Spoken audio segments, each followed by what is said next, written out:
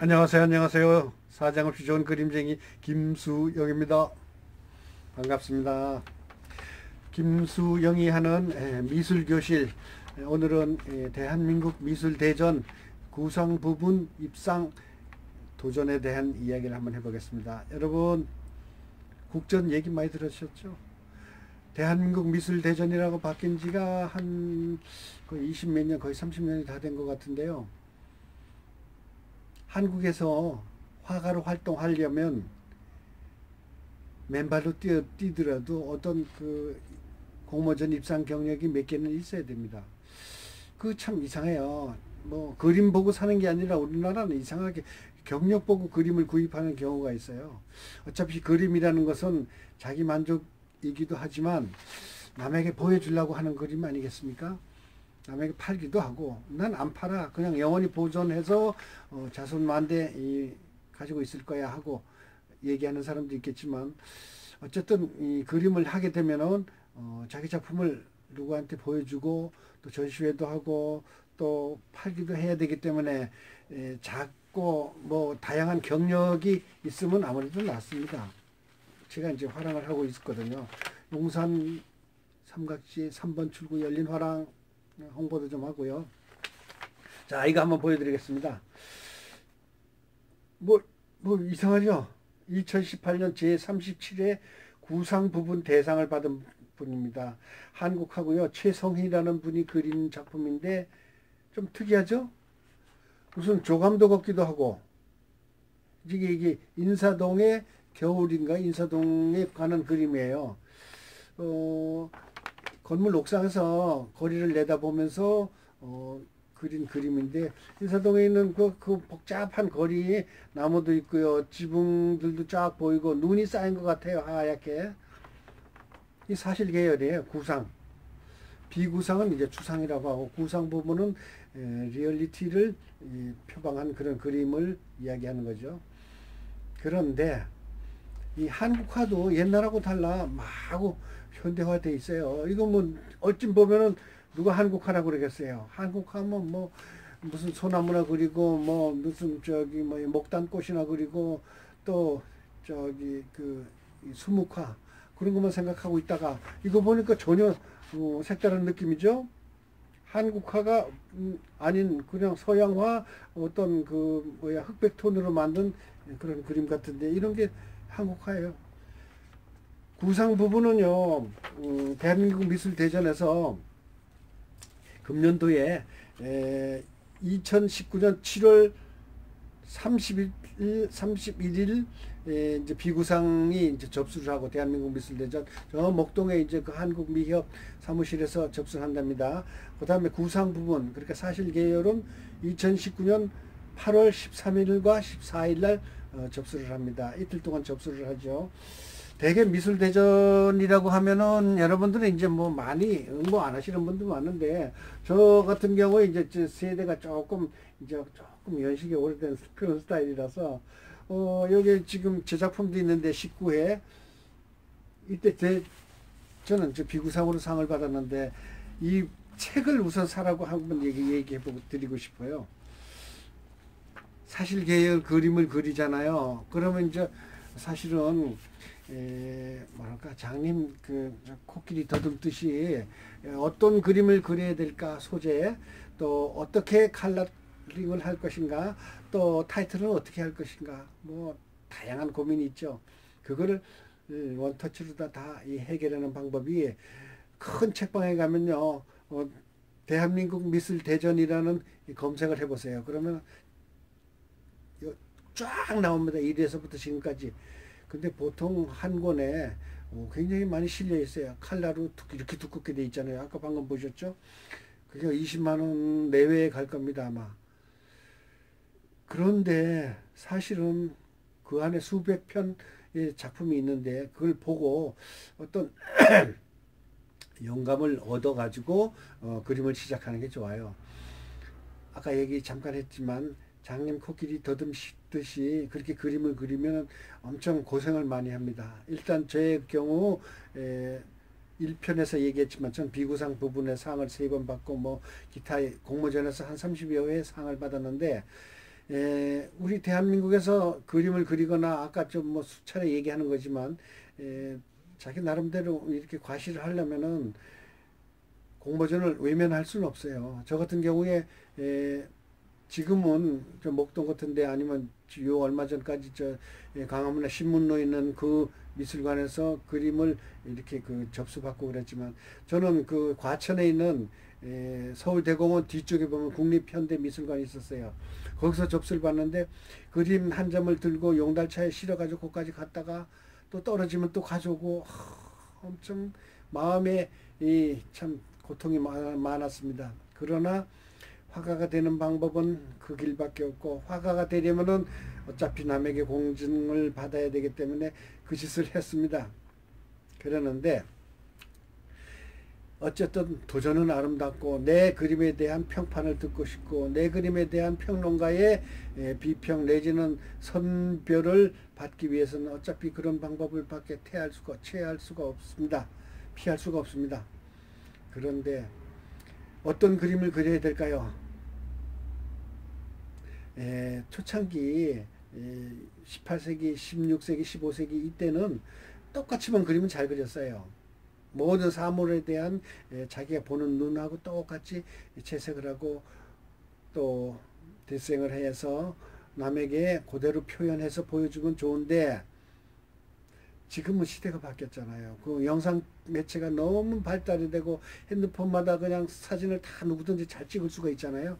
그렇기 때문에 똑같게 하는 거는 미술이 아니라 기술이에요. 기술가, 미술가 천지 차이잖아요. 그렇듯이 똑같이 그린다는 거는 물론 그 슈퍼 리얼리즘이라든가 리얼리티에 살려가지고 나름대로의 그 미적 감각을 가미해가지고 작품을 완성하는 수도 있지만 대개는 미를 창조하는 거예요.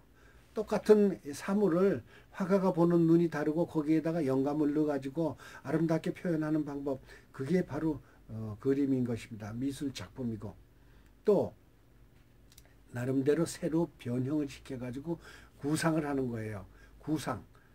그게 바로 뭔가 하면은 사람의 얼굴이 이렇게 돼 있잖아요. 사진 찍으면 여기 너무 잘 나오죠. 대상 틀리지도 않고 카메라가 그대로 잘 나오는데 그림은 어떻게 하는가 하면은 여러분 피카소의 그림 보셨죠? 야, 여기서 간단하게 여러분한테 물을 때 피카소가 뭐 무슨 장르입니까? 라는 거. 무슨 파 인상파, 야수파, 고전파 뭐 이렇게 쫙 있잖아요. 뭐 추상파냐고요? 대개는 다 피카소 하면 추상화 그러는데 사실은 입체파예요. 입체파. 근데 그 입체파로 그리는 게 그 사람이 창시자니까 나름대로 그거를 인물을 변형시키는 거예요. 그냥 네모나게도 되고 세모나게도 되고 사람 얼굴을 그 다음에 뭐 입술도 뭐 두껍게도 하고 또 거기에다 감정을 집어넣어가지고 자기 나름대로의 새롭게 그 창조를 하는 거니까 그게 바로 새로운 미술이에요. 여기에서도 아까 말씀드렸지만 인사동 거리에 한국 화가가 누가 이렇게 그릴 줄 알았겠어요. 그렇죠? 눈이 막 오는 길, 옥상에 눈이 하얗게 쌓였죠. 이게 쉽게 말하자면은 뭐 저기 버드 아이 뷰, 조감도처럼 보일 수도 있잖아요. 그렇죠? 그런데 이 작가가 이런 스타일로 개발을 한 거죠. 그러니까 발명을 한 거예요. 새로운 스타일의 그림을 그린 거예요. 공모전에서는 반드시 이런 걸 찾습니다. 공모전에서 많이 나오는 소재를 말씀드릴까요? 우선 바닷가에 정박되어 있는 배, 또 그 다음에 고목나무 두꺼운 거 막 디테일하고 그냥 연륜이 나타나 보이는 인생을 이야기해주는 역사를 이야기해주는 시골의 이 동네마다 있는 당목, 또 그 다음에 화분 내지는 그 예쁜 꽃들이 모여져 있는 화단, 화초 이런 걸 또 그리는 사람도 있고요. 또 그 다음에 바닷가에 몽돌 있죠. 파도가 막 치는데 물이 막 스며드는 몽돌, 자유조약돌이 쫙 있는 거. 또 예쁜 아가씨가 치마 뭐 이쁜 모양을 하고 이렇게 그 햇빛을 비치면서 이렇게 앉아 있는 모습. 그 다음에 이 반 누드르다 이렇게 해가지고 앉아 있는 모습. 또 그 다음에 뭐 건물이 좀 독특한 건물이 아주 디테일하게 표현하는 모습, 또 조계사나 뭐 무슨 절에 가가지고 아주 오래된 낡은 이 벽화나 내지는 탱화 같은 거를 현대화 시켜가지고 하는 그림, 이렇게 리얼리티 사실 계열의 구상은 대개가 이런 작품들이 많은데, 여기에서도 마찬가지예요. 이건 2000년도에 나왔던 책인데, 이렇게 보면은요, 이 안에 작가들의 뭐랄까 타겟, 자기 모티브, 구성에 대한 이 모든 기록이 다 나와 있어요. 그런데 여기에 보면은요, 자, 이런 계곡이 많고 미술적 요소가 되는 거를 다 이제 그리긴 하는데, 이거를 어떻게 감동을 주느냐가 문제예요. 여기 보면 아시죠? 바위에 바닷물이 와가지고 부서지는 모습, 또 호박 꽃이 피거나 호박 이파리, 이거에도 사실 일적이면서도 나름대로 자기가 새롭게 구성을 해가지고 표현하는 거예요. 근데 그렇게 하는데, 제가 가장 여기서 그동안 많이 느낀 건 뭔가 하면은요, 햇빛을 강조하는 겁니다. 햇빛. 가령 대문 있잖아요. 아주 시골의 그 조선시대 때부터 내려오는 두꺼운 대문 있잖아요. 그거를 아주 디테일하게 그 나뭇결까지 그리고 그러는데, 그것만 그리면 재미없어요. 이렇게 거기에 나와 있는 나무 그림자 있잖아요. 나무 그림자가 대문에 싹 비치는 거라든가, 아니면 남산에, 아니면 성곽에 돌멩이들이 많이 있잖아요. 근데 돌멩이만 있는 그대로 그리면은, 그거는 뭐랄까, 청사진 내지는 조감도 스타일밖에 안 되잖아요. 근데 거기에 고목나무가 있어가지고 이파리가 탁 찌고 가지가 돌 바위에 비쳐가지고 쫙 주렁주렁해갖고 칡나무가 막 올라가고 이렇게 돼서, 그게 유구한 역사를 이야기해주는 그런 느낌이 들잖아요. 더군다나 햇빛이 착 비쳐가지고 그 그림자가 그 바위에 비치는 거, 바위의 그 디테일한 모습하고 그림자의 참 뭐라 그럴까, 우울한 내지는 적막한 그런 표현을 한다는 것은 화가들의 눈이고 화가들이 만들어내는 거예요. 그런 똑같은 사진을 찍어가지고 집에서 그린다든가, 아니면 현장에 가서 그거를 그대로 스케치해가지고 집에 와서 그리면 되는데, 자기 나름대로의 표현, 가령 파란 바위라도 노랗게 칠하거나, 노란 바위라도 검게 칠하거나, 이렇게 해서 자기의 미적 색감을 집어넣는 거예요. 제가 이제 개인전 할 때 그 캐치프레이즈가 있습니다. 색이 좋은 남자, 색에 미친 남자, 색에 빠진 남자, 색 쓰는 남자. 색이 칼라이긴 하면서도 어떤 다른 색을 의미하잖아요. 그러니까 이 전시회 할 때는 쇼킹하게 남들한테 귀에 쏙 들어오고 호기심이 팍 자극하는 임팩트를 주는 그런 말과 그림이 필요한 거예요. 저는 제 그림을 보면요, 굉장히 뭐랄까, 화려하고 강해요. 왜? 빨간 옷을 입었잖아요. 연식이 오래됐으니까 그걸 커버하기 위해서라기보다는 제 마음속에 어떤 용암의 참 물처럼, 뜨거운 물처럼 뭔가 이 속에 가득 들어 있어요. 그거를 캔버스에 쏟아내는 거예요. 그게 작가입니다. 뭐 저라고 해서 완전히 그냥 페이머스, 아주 베스트 페이머스는 아니고 그냥 좀만큼 알려진 화가인데, 서양 화가 김수영 치면은요, 네이버에서 아니면 다음에서 몇 페이지 나와요. 그리고 또 내가 했던 경력이 쫙 나오는데, 그걸 자랑하고 싶지는 않지만, 어쨌든 제가 처음에 시작한 거는요, 교보문고나 큰 책방에 가가지고 아까 얘기했듯이 그 책을 하나 쓴 대한민국 미술대전 도록. 그러면, 아니면 현장에 가서 보세요. 쫙 이렇게 보게 됩니다. 사실 구상, 비구상 부분이 이렇게 그러니까, 야, 얘들이 이렇게 그렸구나. 야, 너는 이렇게 표현했냐? 선생님 이렇게 하셨어요? 야, 영감들이 이렇게 하는구나. 이렇게 하고 남들이 그린 거를 자기가 자기 스타일로 만들어 보는 거예요. 그 다음에 어떤 것으로 이 주제를 삼을 것인가, 아까 얘기 많이 했죠. 그 대형 바다에 참 아침에 정박해 있는 선박들. 선박은 사실은 뭐 그냥 그 뭐랄까 굉장히 그 어지럽고 복잡한 그런 기계들이 많잖아요. 거기에다가 또 저기 뭐 햇빛에 오래돼 가지고 녹이 쓸어 가지고 있는 그런 그 뭐랄까 바다에서 소금물에 의해서 삭은 그런 기구라든가 아까 얘기한 대문에 오래된 역사 아주 그냥 그 굵은 나무에 결까지 그대로 굵고 거기에 그림자가 착 지고 또 그다음에 화단에 꽃이 착 있는데 참 그 옆에 아가씨가 참 편안한 마음으로 행복한 모습으로 꽃내음이 나도록 책을 읽는 모습 또 끝없이 펼쳐진 이 들판에 조용하게 앉아서 감상하고 있는 그런 소년 소녀 또 여러 가지 이제 소재를 잡을 수가 있겠지만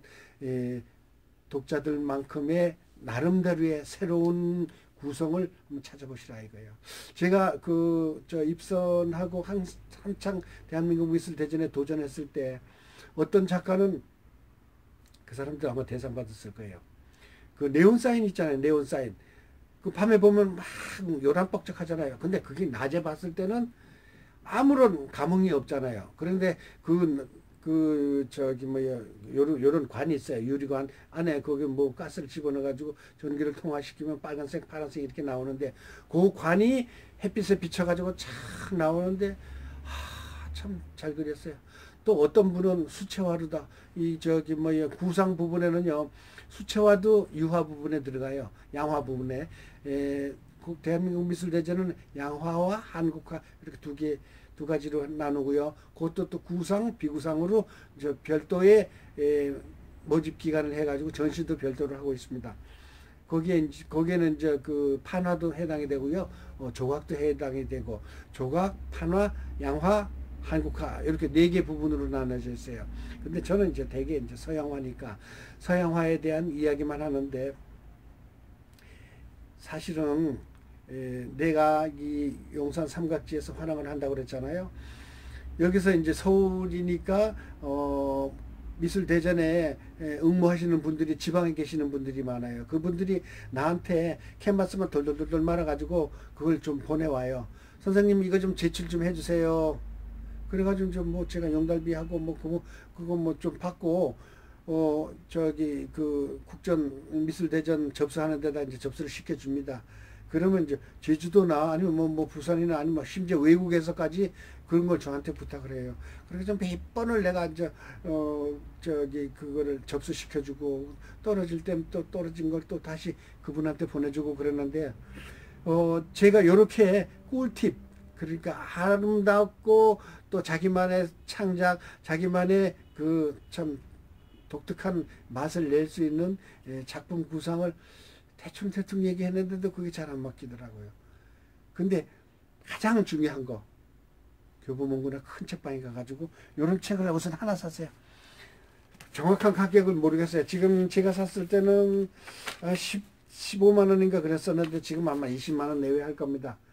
그냥 뭐 저기 뭐 술 한번 고급 요리 한번 먹었다 치고요. 이거 한번 사세요. 사가지고 내 책장선 아니죠. 사가지고 이 안에 있는 작품들을 좀 자세하게 보고 야 100호짜리에다 이걸 펼쳐놓으면 어떤 느낌이다. 라는 거를 아시고 그 다음에 좀 더 확인하고 싶은 거는 이 책이라는 거는 인쇄물은 4가지 잉크로만 인쇄하는 겁니다. 그래서 현장에서 가서 직접 보는 거하고 또 책에서 인쇄된 거하고는 감동이 달라요. 현장에 가서 직접 보고 자기 눈으로 다 확인하고 또 그 디테일한 그런 것까지 감상하면은 훨씬 작품 제작에 도움이 될 겁니다. 저는 그래요. 뭐 내 그림을 누가 평판을 해? 내가 1등인데. 여러분 자부심도 갖고 자만심도 갖고 긍지도 갖긴 하지만요. 남에게 자기 평가를 해달라 그러는 것도 괜찮습니다. 왜? 그림은 남에게 보여주는 거예요. 남을 보여주기 위한 작품이 그림이잖아요. 전시회가 있고요. 그 다음에 남한테 이 사진을 찍어가지고 SNS에 올려가가지고 어떻다는 평을 듣고 그게 바로 작가예요. 그냥 자기 그려가지고 그냥 처박아 둘까? 그거는 이 작가의 의무 내지는 직무유기예요. 저는 그렇습니다. 인사동에 매주 화요일마다 그림이 바뀝니다. 매주 화요일 오후에는요, 전시장에 새로운 작가가 그림을 가져와서 디스플레이를 하고요. 또 그 일주일 동안 했던 작가는 매주 화요일 날 오전에 그림을 다 걷어서 용달차 싣고 자기 집으로 가져가거든요. 그런데 매주 수요일이면 그림을 다시 오프닝을 합니다. 그러니까 모든 갤러리마다, 물론 2주일 한 달 동안 하시는 분들은 아니겠지만 보통 대관료가 비싸서 일주일에 한 번씩 바뀌는데 매주 수요일마다 한 바퀴 돌아보세요. 감동적인 그림 있으면은 프로그램 팜플렛을 구입을 해가지고 또 자기도 참고를 하고, 또 인사동에는 어떤 화랑이 있는가를 미리 점검을 해가지고 한 바퀴 꼭 돌아보시기 바라겠습니다. 그럼으로써 자기가 제2의 창작은 모방이에요. 창작은 모방에서부터 시작하는 겁니다. 그렇다고 해서 똑같이 베끼는 건 안 되고, 뭐 변형시켜야죠. 자기 나름대로 색깔을 만들어서 자기가 구상을 해가지고 캔버스에 쏟아 놓는 거예요. 그 다음에 내가 이렇게 요리를 잘해서 당신들한테 먹이고 싶습니다 하고, 내 그림을 당신한테 보여드립니다 하고 작가는 그리는 거예요.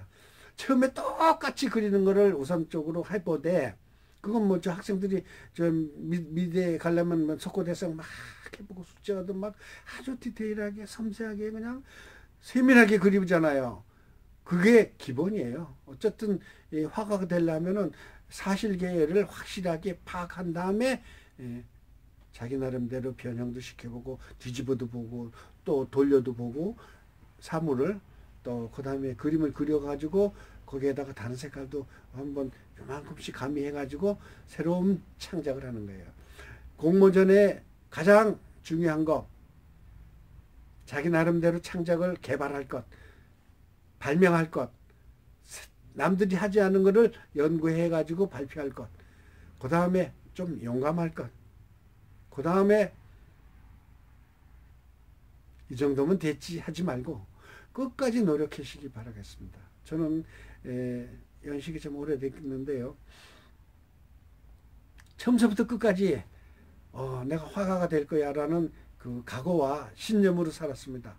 제가 어디에다가 무슨 내용을 썼는가 하면, 우리 아버지가 어렸을 때絵の具 사줘요 그랬더니,絵の具가 뭔지 아십니까? 수채화 물감이에요. 일본말로絵の具. 저는 연식이 좀 오래돼서 제가 어릴 때만 해도 일본말이 많이 소통이 됐었습니다.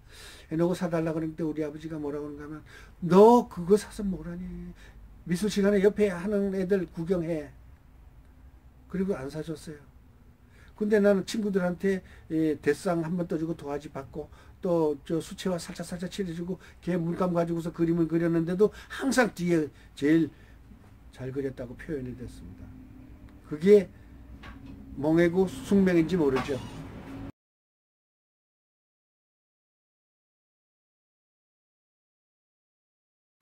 오늘의 마무리. 꿈은 이루어진다. 나도 화가다. 나도 남들보다 잘 그릴 수 있다. 자, 시작합시다. 공모전 도전하세요. 누구든지 할 수 있습니다. 뭐 누구는 태어날 때부터 했습니까? 가능해요. 또 고갱이 43살, 45살 때인가 은행 직원을 그만두고 그림 그리기 시작했잖아요. 저 남태평양에 가가지고 그 검둥이 여자들 소재로 그림 그린 게 역사상 가장 멋진 그림 중에 하나가 되지 않았습니까? 여러분도 가능합니다. 뭐 그림 축구 배고프다고요? 그래도 해보세요. 투잡하세요. 그럼 늙어서 나이 들어서 자기 자녀들 보는 앞에, 지인들 보는 앞에, 후배들 선배들 보는 앞에 저 개인전 합니다. 오프닝 세레모니 꼭 와서 축하해 주십시오 하고 짝짝짝짝 박수치고 오늘의 주인공 누구누구 개막 인사를 하겠습니다. 여러분 안녕하십니까? 얼마나 멋있어요. 오프닝 세레모니 폼나게 한번 하시고요. 여러분의 인생 아름답게 멋지게 펼쳐 가시기 바라겠습니다. 인생을 아름답게, 세상을 아름답게, 서양화가 김수영이 진행하는 미술교실 예, 대한민국 미술대전 구상 부분 이렇게 하면 됩니다라는 것을 요만큼 알려드렸죠. 근데 요것도 안 듣고 하는 것보다도 요만큼 들으면 많이 도움이 됩니다. 또 더 필요하신 분, 그림 배우실 분 02793-2720 전화 주시고요. 삼각지 3번 출구 나오시면 폼나는 아저씨, 사정없이 좋은 아저씨가 커피 타드릴게요. 요, 구독 좀 눌러주세요. 감사합니다. 마칠게요.